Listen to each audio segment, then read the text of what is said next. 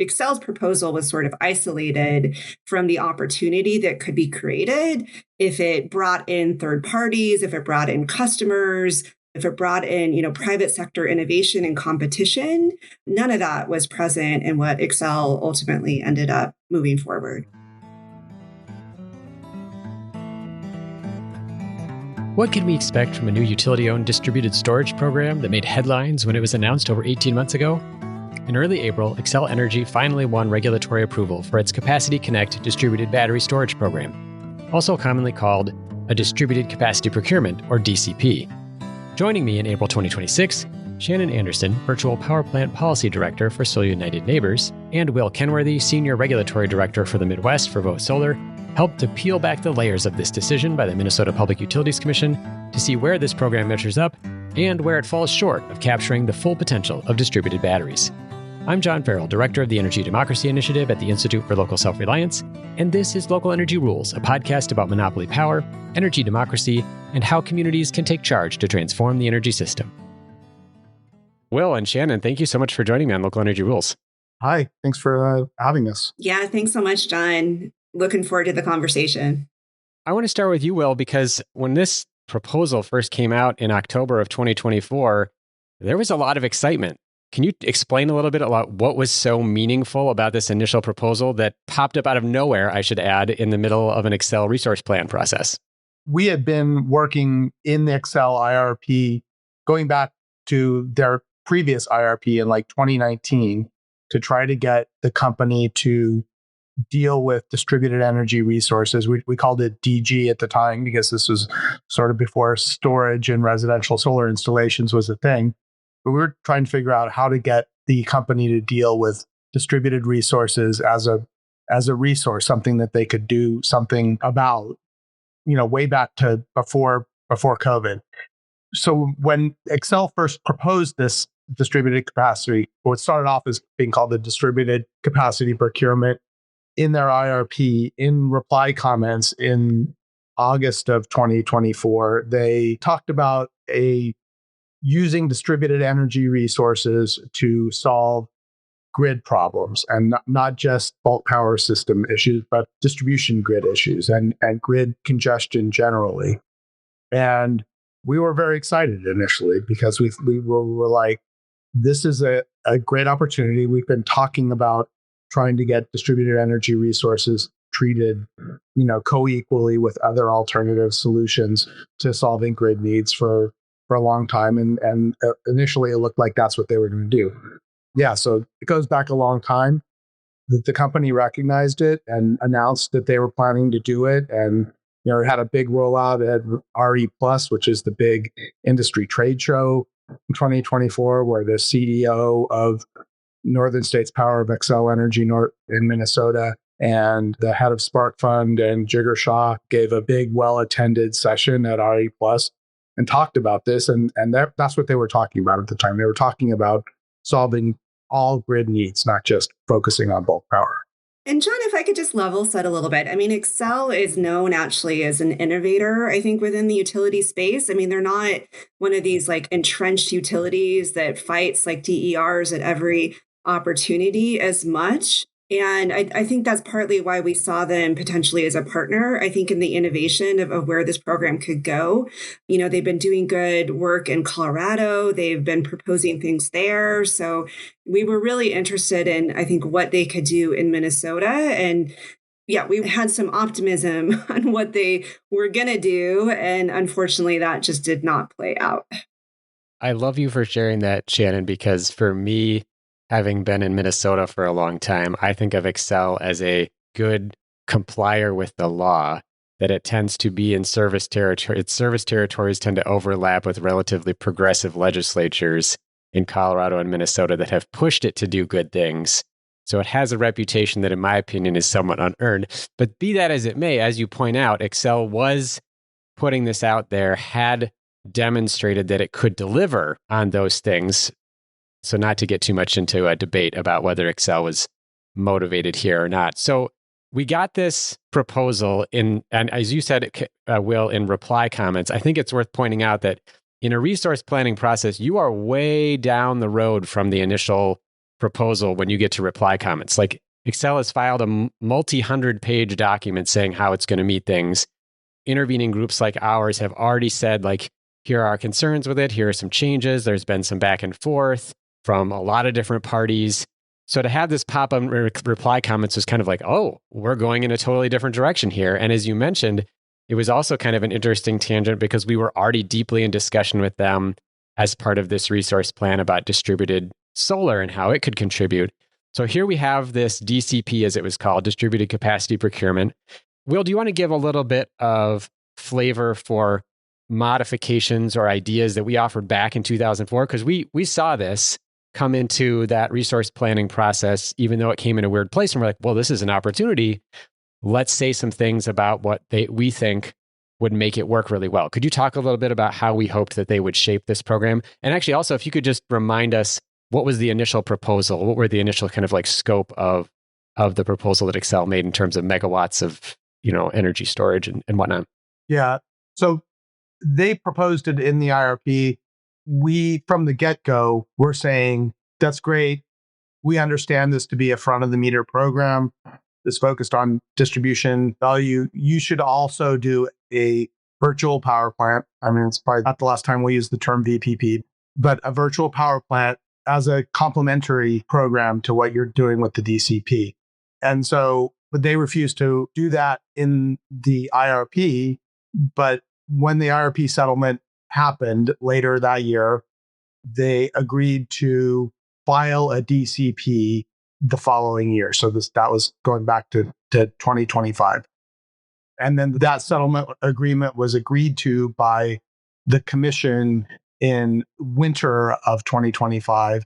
And in that final agreement, they agreed to file a distributed capacity procurement in October. So last October is when the distributed capacity procurement was filed. And what they concluded and what they filed was a very limited program focused on front-of-the-meter resources that would be serving, as they framed it, almost exclusively bulk power supply value, and completely wrote off the distribution value, which was one of what we thought was the most important part of the program that differentiated it from plain vanilla utility scale storage. So they sort of, what I say, whiffed on getting the distribution and avoided transmission value. And it's worth noting, too, that there was this sort of like odd disconnect between the structure of the program and the capabilities of it, because, and we actually heard this in the hearing that happened just a few weeks ago with Commissioner Hom, was saying, like, if this isn't going to do stuff for the distribution system, then why don't you just build utility scale storage? And that was kind of the weird thing, is Xcel was saying, we're going to put these batteries all over the place on the property of commercial property owners, that kind of thing. I mean, just imagine like sticking batteries behind a Target store or something like that. It's sort of like the vision that they evoked with their program. But then they said, oh, but we're not really going to use them for any benefit on that distribution grid.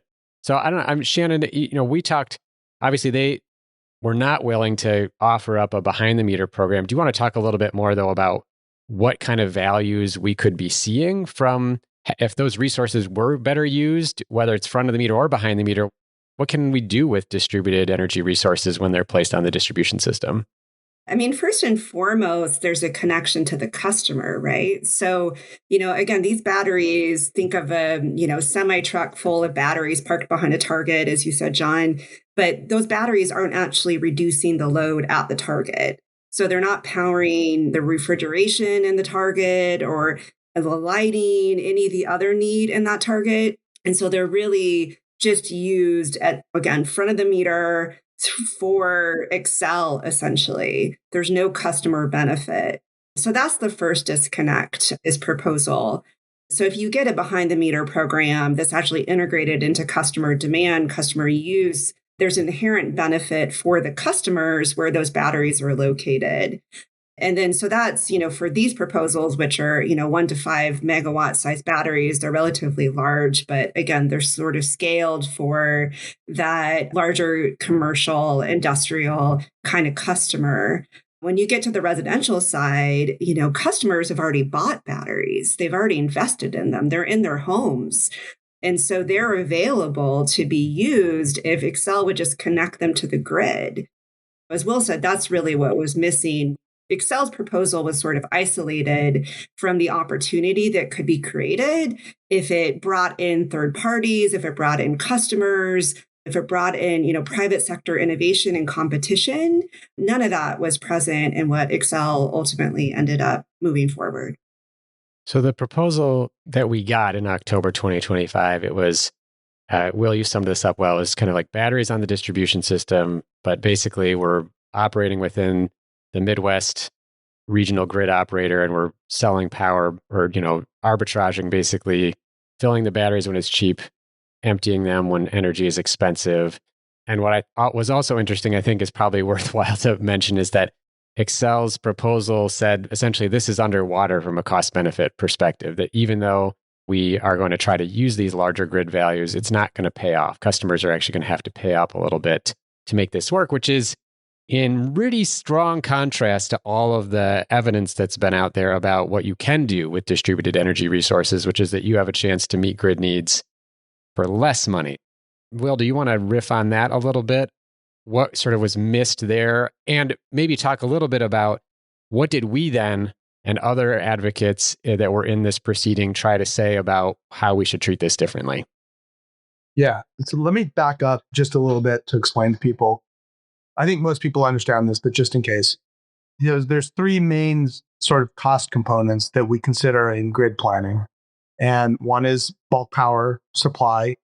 And that is in Minnesota, which is part of the Midwest Independent System Operator, or MISO. MISO has a market for energy and capacity, and that is a regional market, and Xcel is just a part of that market. And Xcel's bulk power resources are dispatched according to rules that MISO sets and operates day to day. Every resource in the MISO wholesale power market is dispatched by MISO. And so that's wholesale power level. At the next level down is the distribution, which is the wires that are like, I think you've used it before, like the interstate highways of the power grid that move power between markets, between submarkets, between Xcel and Wisconsin Electric Power, or, wherever energy is cheaper to generate, and it is dispatched, and it's a regional market also. And then the distribution level, which is the poles and wires that you see every day and that run the power to your system. The distribution level is where a growing percentage of the costs of the system, of your electricity bill, are on distribution. And in the last decade or so, distribution costs have been going up, and also distribution costs, have been subject to some serious inflation in the last couple of years too. And so, like transformers have doubled in price since COVID, and copper wire and wood poles, all those things are fixed costs, and they have become an increasingly important part of the system. And so avoiding future investment in the distribution system has a lot of potential value. And increasing utilization of the distribution system also has a lot of value. If you can move more electrons across the same wires, then the denominator in the charge becomes smaller, and you can actually recover the investment that's needed for that system over a broader set of customers and electrons. And so, like, increasing utilization and increasing the efficiency of how you use the grid is a huge opportunity, and avoiding big investments. So when you invest in new substations or new circuits, that's a very large capital cost, and that can drive costs. And so if you can avoid that, even for a couple of years, you can do that. And so that's the opportunity with distributed energy resources. Distributed energy resources, we've been talking about for years. In grid planning, we talk about non-wires alternatives. And non-wires alternatives is when you are able to use solutions that are hyper-local, like at the local level, to avoid those big distribution capacity upgrades. And again, when I was saying at the beginning that Xcel was talking about solving grid congestion, that's the problem that you're trying to solve. Yeah, and there's also benefits for more DERs and distributed energy resources by doing some of those things as well, because you free up hosting capacity issues and solve some interconnection concerns, deal with, again, sort of allowing more solar and storage to be on the grid and to be used more effectively for the grid. And Xcel could have, I think, dealt with some of those problems through this proposal and really offered some solutions that wouldn't have just been for them, but for their customers at large who want to be part of their solution and contribute to the innovation that the company could create. So let's talk a little bit about how the commission modified Excel's proposal. So when it came in October, it was, as Will outlined, basically a bulk power proposal, not really taking advantage, as you were saying, Shannon, of being located near customers, being able to help with grid utilization, helping customers with demand. It seems like the commission heard that particular argument pretty strongly because, especially in the hearing, it was like 6 hours of hearing, and we spent at least half the time with the commissioners really digging into this issue of, hey, you're building these batteries all over the place. Tell us how you're actually going to use them to get us some benefits that are other than that broader bulk system benefit. I don't know which of you might want to take this one, but what did the commission then order Xcel to do in terms of helping to capture distribution value? What is that process going to look like? Essentially, there's going to be a lot more process. So there'll be reports and information and analysis and all of that for many years to come. So lots of opportunity for folks to, I think, still weigh in and get involved in the proceedings that the commission will be holding into the future. But ultimately, as you noted, the commission did really kind of, I think, take a hard look at this issue and forced Xcel to go beyond what it originally wanted to do, and I think what it could promise to do. And I will take your critique seriously that, Xcel, I think, has the right people within the company to do some of this work. But unless a commission says, yes, you must do this work, or a legislature tells them to do the work, they're not likely to do it. So, and partly, utilities, as you know, are cautious and risk adverse. And so Xcel naturally didn't want to promise what it couldn't 100% deliver, right? So the commission sort of made them stretch a little bit and made them kind of look at that distribution value. And they're going to have to come forward and set a value for that. And they're going to have to propose it within their distribution planning process and hopefully come up with a way to use these batteries that will create better benefits for their customers on that distribution level. And they have to do it within, a year and a half. So it's not, way out into the future. But it is, it gives them time to sort of see what these batteries do, test them out a little bit, understand the relationship to MISO, but then also kind of, again, force them to get to a place that hopefully we all can agree with eventually in the future. I would just say we did initial comments in December and then reply comments in January. And in both sets of comments, we relied and pushed really hard on getting back to the distribution value in this. And the commission saw that and heard that and sent a very clear message to Xcel that they needed to identify and spend more time doing the analysis to identify what that distribution value is. And I think that is a real benefit, not just to Xcel and to the ratepayers, Xcel's customers, but also to the whole industry, because valuing distribution value, like putting a value on what that kilowatt of service at this location is worth, is really hard. And it hasn't really been done very well anywhere. And you now have Xcel that has an interest in showing that there is some value to this distribution value, and the commission telling them to figure out what that is. And that's what this, I printed off because this is like one of my favorite things. This decision option that they ultimately adopted was, I feel like, a really strong signal to get it right on what this distribution value is.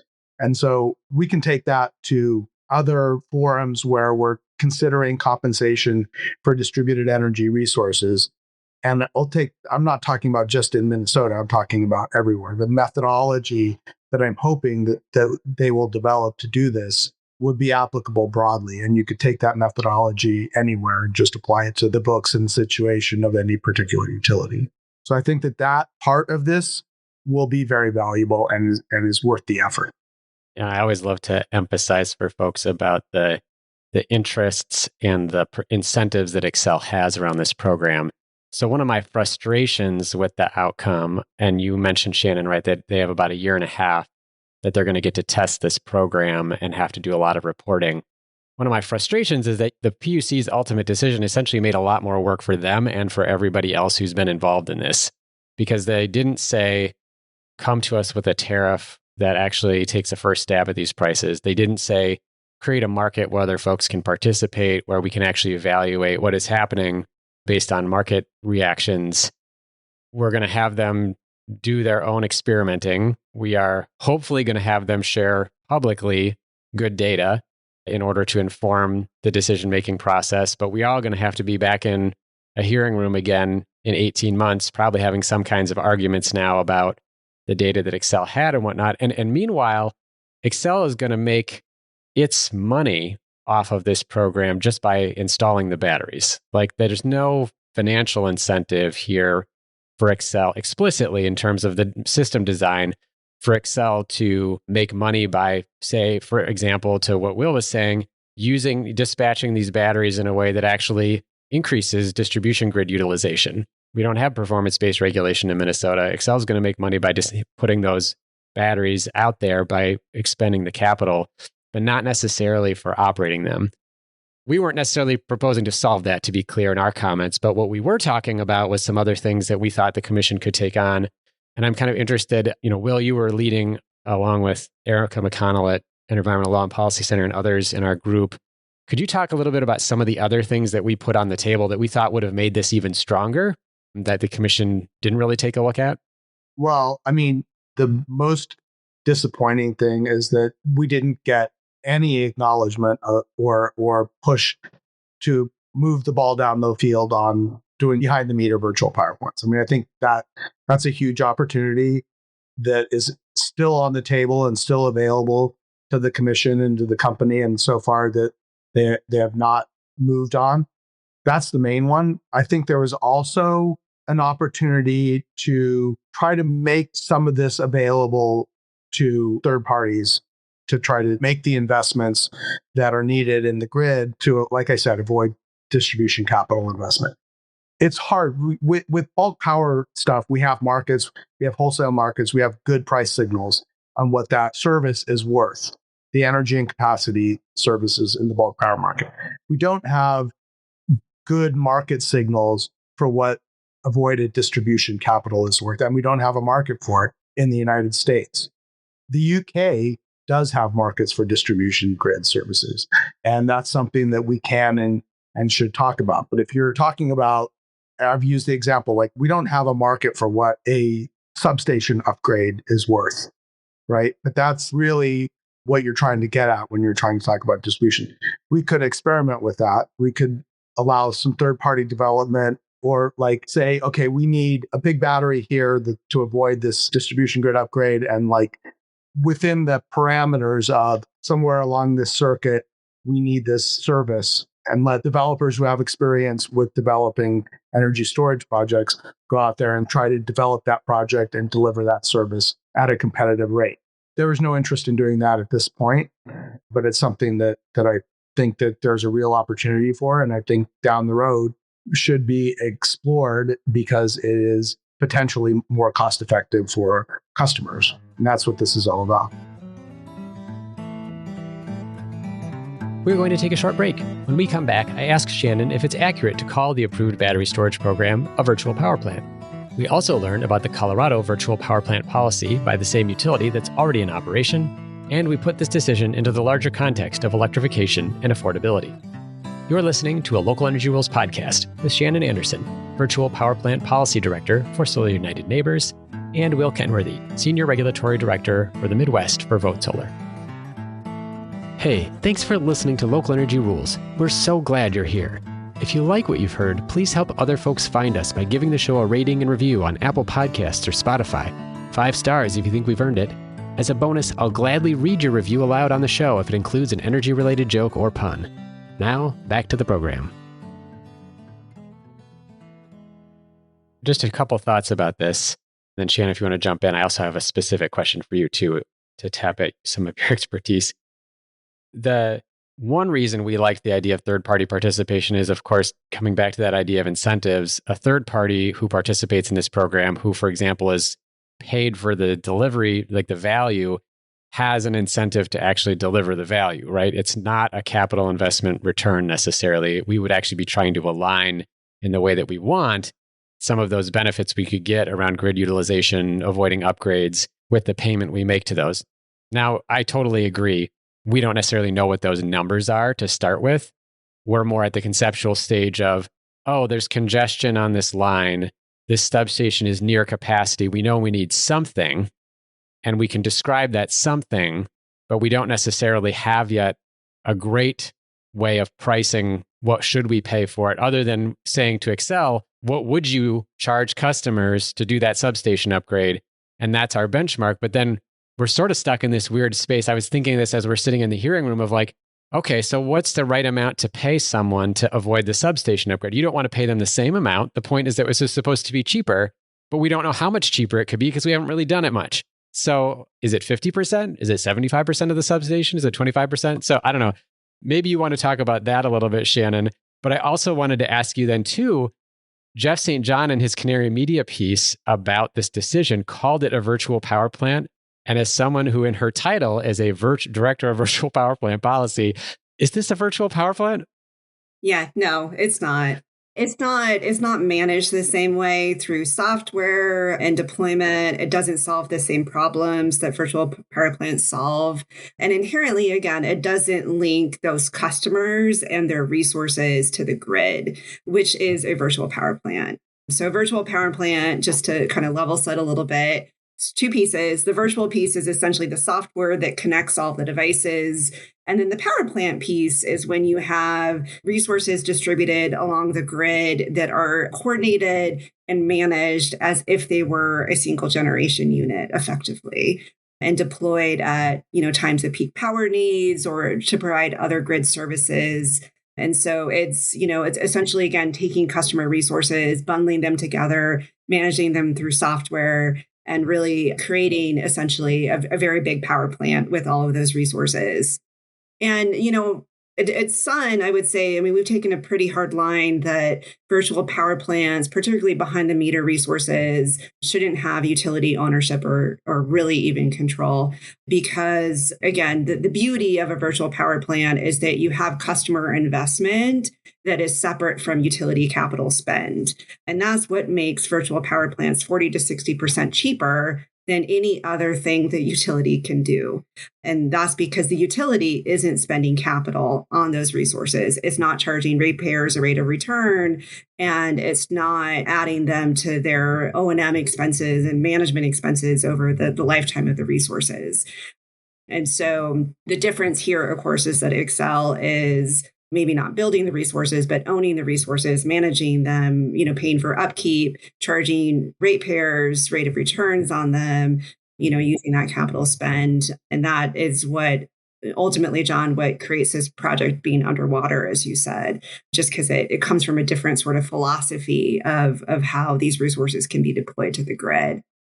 So yeah, it's not technically a virtual power plant. I think Xcel would argue it's a gateway to a virtual power plant. It's maybe a pathway to some technology development that the company has been interested in doing that, as Will said, could maybe realize the value of some of these resources and understand them better for their system, which, is good, but it's not doing what is available right now for the company to do. And really, I think using the opportunity of customers and third-party innovation and technology development that we know is real in other places.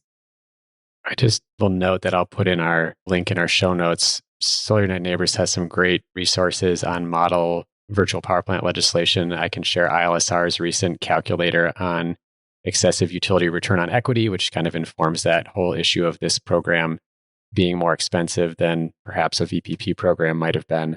I wanted to mention one other thing too about the process. One of the things I found really frustrating about the conversation that happened at the commission, we've had this robust back and forth over months, 6 months since it was proposed in October, filing comments, having reply comments, etc.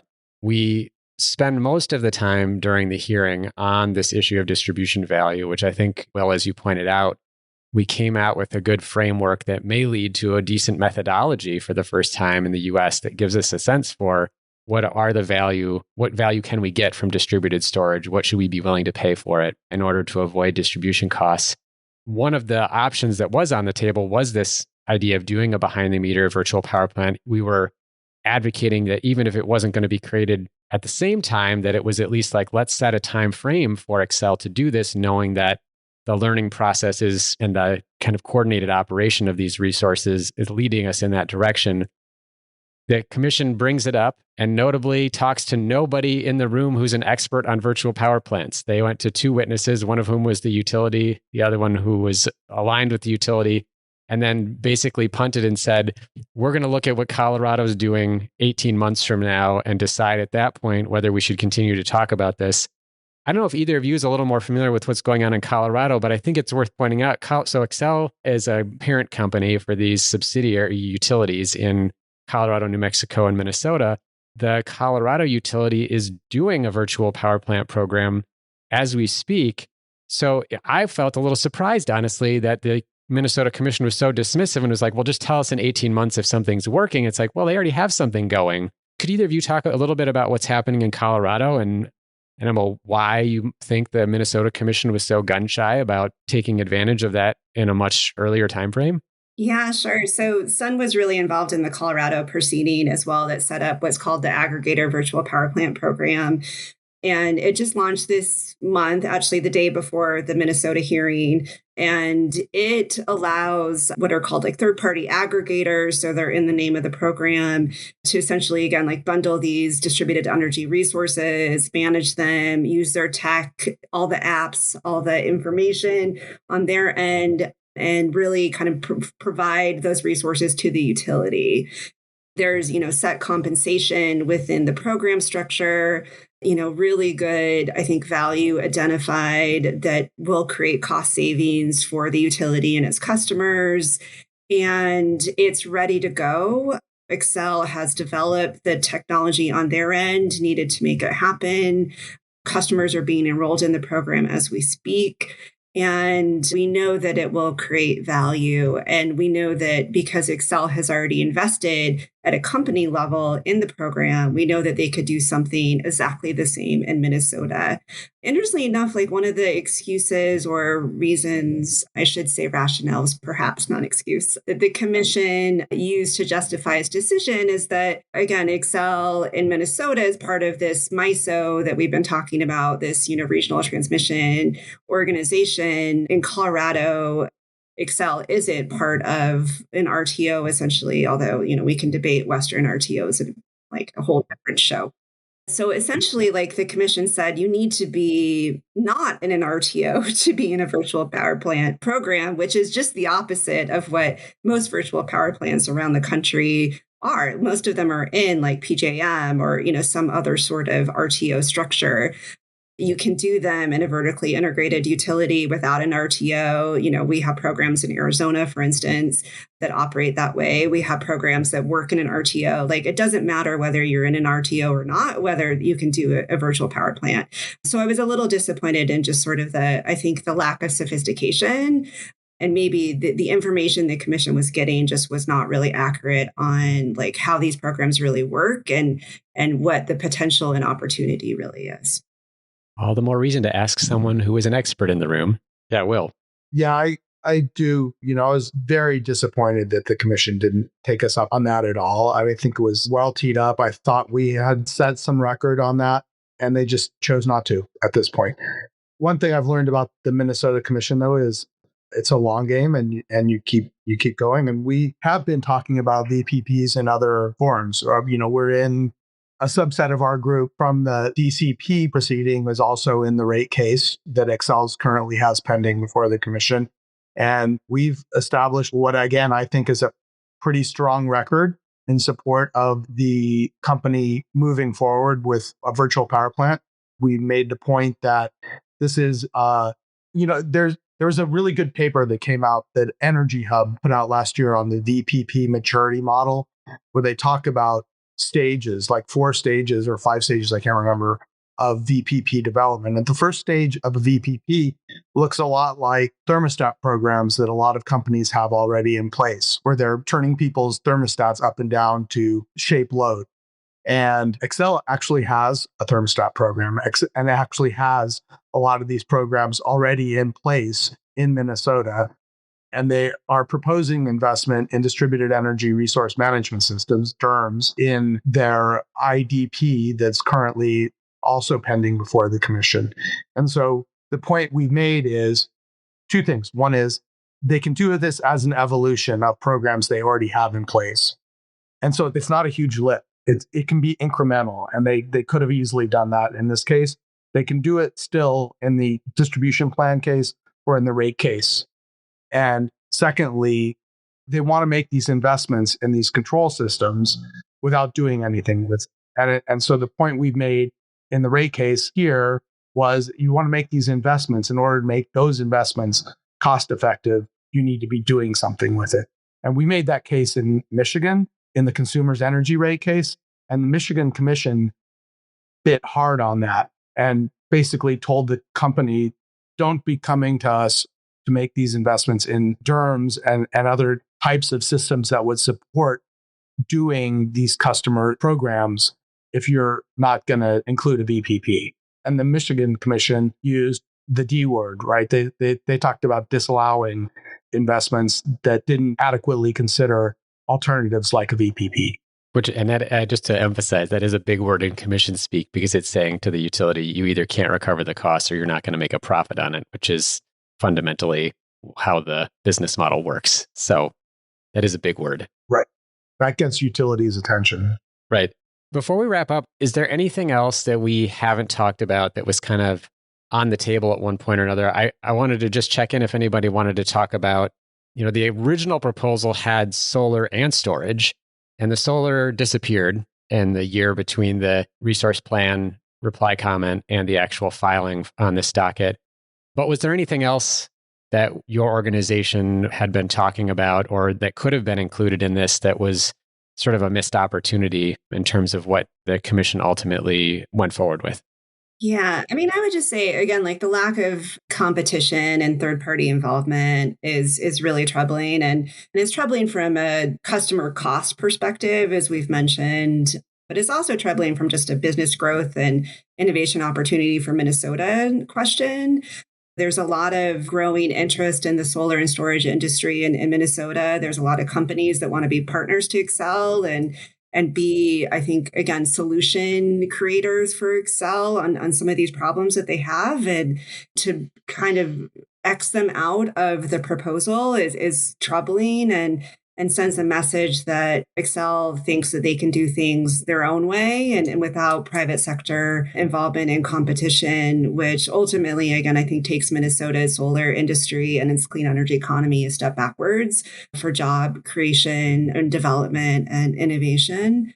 Which is why, the parties that aren't us, but the solar industry and community storage industry and a lot of folks were very much at the table in this proceeding because they had a direct stake in the outcome as well and were notably very disappointed in the commission's decision. And then there's issues with using the renewable energy standard rider, interconnection queue issues, some nitty gritty parts of the decision too that again are very troubling to the solar industry as a whole. I think the interconnection one is worth actually mentioning because it's maybe not as weedy as the renewable energy rider for people who don't do rate case stuff. But actually, for a lot of people who are listeners to this podcast, we talk a lot about interconnection. And notably, what the commission decided to allow Xcel to do was Xcel had proposed, we want to install our batteries without going through the standard interconnection process that a third-party owned project would have to go through. We and many others expressed concern about that being unfair since Xcel is the monopoly grid operator of the distribution grid. And the commission, I guess I feel like they whiffed on this one because they said essentially, Well, Excel has to do the best that it can to avoid causing adverse impacts to others when it skips the line. But essentially said, yes, you can skip the line. Is that pretty accurate? In my view, this goes back to the original sin of prioritizing bulk power value here, right? If these systems were being prioritized for distribution value, it would be creating opportunity and capacity for additional DER, not penalizing it or not potentially jumping the queue on projects that developers already have in queues. And so there's no way that anyone who's already in a queue, who's trying to develop a project, should be at all hurt by this. And I'm sure if any customers end up paying a price because Xcel jumped in front of them in the queue with their own project, there's going to be problems. And I think the industry is really sensitive to that. And I think they have a valid point there. If these projects were used to create hosting capacity and create additional capacity for additional load and generation on the grid, then that would never be a problem. Yeah, I think it just goes back to like the ownership and control kind of issue that we've been talking about, because typically these resources haven't been kind of owned and controlled by the utility in this way before. And so the queue that we've been talking about with interconnection right now is all third parties, is all private sector developers, is all customers, it's every resource under 10 megawatts. So that includes like rooftop solar systems and other sort of smaller systems on the grid as well. And that's all like private people sort of getting into the queue and jumping in and sort of making it work. But when you throw in, larger batteries from Xcel into that queue and into that process, it just shakes it up in a way that I think the commission hasn't fully contemplated what's going to happen. So, John, as you said, this standard is, it's really vague. I think it's going to be hard to enforce for folks. It's a little bit, troubling on what this is going to look like. But as we've been talking about, it's not the end of the process. And there will be plenty of opportunity for people to, I think, revisit this issue as well. But I know from the solar industry, this was one that was particularly concerning for them. Because again, this is their queue. This isn't Xcel's queue. And Xcel kind of made it their queue. Interestingly enough, there was a really, I think, good back and forth on the commission about like who actually owns the grid during the proceeding. It was sort of a little bit theoretical and high level, but the grid is owned by ratepayers, and it's, ratepayer money that has built the grid. And so the ultimate benefit should flow back to them, not to the company. My goal in this is always, and the same reason that I'm in the grid modernization proceedings, and the same case, the reason I'm in rate cases, is we have broader electrification and decarbonization goals. And especially in states where we have specific decarbonization goals, like Minnesota, like Illinois, where I also work, like Michigan, where I also work, the goal of grid modernization in that case is making the grid ready for electrification, because we want a lot more load on the grid. We want more heat pumps. Doing building electrification. We want electrification of transportation. And the grid is the platform on which all of this stuff will happen. And so it's really important for us to think about making the grid ready for that electrification by making sure that there's capacity available for transportation and electrification and building both generation and load. Right. There was some modeling done a couple of years ago by a coalition called Local Solar for All that included us also, where Vibrant Clean Energy used their wisdom model to model system electrification. And the conclusion of that was that we need a lot more distributed resources. And that was both distributed storage and distributed generation. And so that's what we're trying to get to. And so when you make decisions that limit that and that are constraining that addition of additional generation and load, then you're holding back that process, which are set by broader policy goals. It's not just about the grid and Xcel's grid. It's about the overall goals that we're trying to achieve. Yeah, starting with affordability, right? And making sure the system is affordable and benefits the people who need to be benefited the most. Well said, Shannon. I was actually just going to say that myself. That's actually a great place to wrap up, I think. Well, I really appreciate you kind of taking it back to the broader context of these are the kinds of programs we need to make energy affordable to meet the future grid needs. And when we don't get them, or when they take a very long time to get developed, it is holding things up and can make energy more expensive for everyone. So I just want to say it was such a pleasure to work with both of you on this issue, which we've been in now for almost 2 years.